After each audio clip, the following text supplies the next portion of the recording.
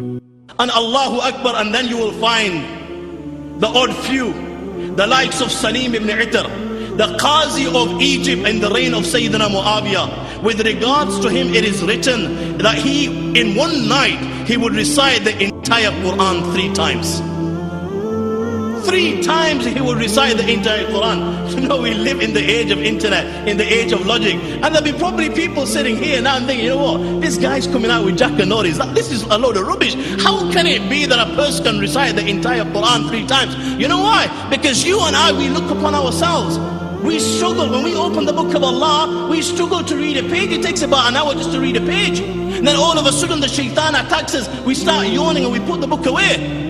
By the grace of Allah, this book is such a miracle that even in this day and age, here before you, you will have Hafizes of the Quran who can recite the entire Quran in 6 hours. And there are 24 hours in the day. So easily, even in this day and age, you will find people that can recite the entire Quran 4 times in a day. And when they would leave this world, you would see the nur of the Quran on their faces and their chest. Abu Ja'far al-Qari, when he died, they saw a circle of light type thing on his chest. Everyone that was present at the time of his death, there was not one that who doubted this, that this was the nur of the Quran on his heart. Abu Bakr ibn Ayyash, for 40 years of his life, my young friend, he recited the entire Quran every day. Every day. He's on his deathbed and his sister begins to cry. Why? Because now the angels of death will come, and after this it will be Munkar and Nakir, and the questions will be posed. Man Rabbuk, Man Dinuk, Man Hadha Rajul. And she's fearing for her brother. Okay, what will be his outcome? So confident he was at the time of his death. Allahu Akbar, this was the level of Iman, that he turns around and says to his sister, okay, why are you crying? There is no need for you to cry. Then he points to a corner in his house. He says, this is where your brother sat down, and he let go of his secret on his deathbed. Yeah, this is where your brother sat down, and he finished the Quran 18,000 times in his lifetime. When it came to fasting, you know, today you and I as youngsters, we compete with one another. You know, if your friend's got a house with 3 bedrooms, you need to have a house with 5 bedrooms. You know, if your friend is driving a Mercedes, you want to probably drive, you know, a Lamborghini or a Ferrari or something. You know, in those days they were competing with one another for the akhirah.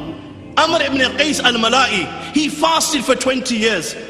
Dawood ibn Abi Hind came, and you know what? He fasted for 40 years of his life, and with such sincerity that his own family members did not even know that he used to fast. Why? Because he was a silk dealer.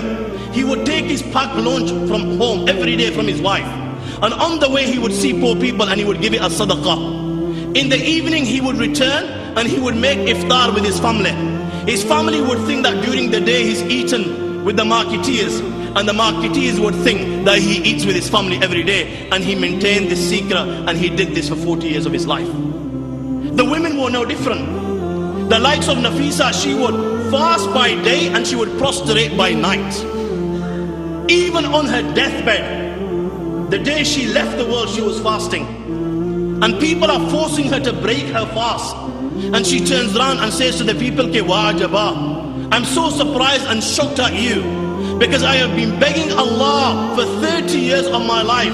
This was my dua. Ki wallahi, I beg you, when you take the soul of Nafisa, take it in such a state that she is fasting for you. And it is so possible that Allah today will answer my prayer. And today you are asking me to break my fast. Hada la yakun. This is something that cannot happen. And she left the world in this condition, reciting the verses of the Quran. Kulli mamma fis samawati wal ardi kullillah kataba ala nafsi rahma. Say for whom is all that which is in the heavens and the earth. Say it is for Allah and Allah alone, who has taken it upon himself to be merciful to mankind.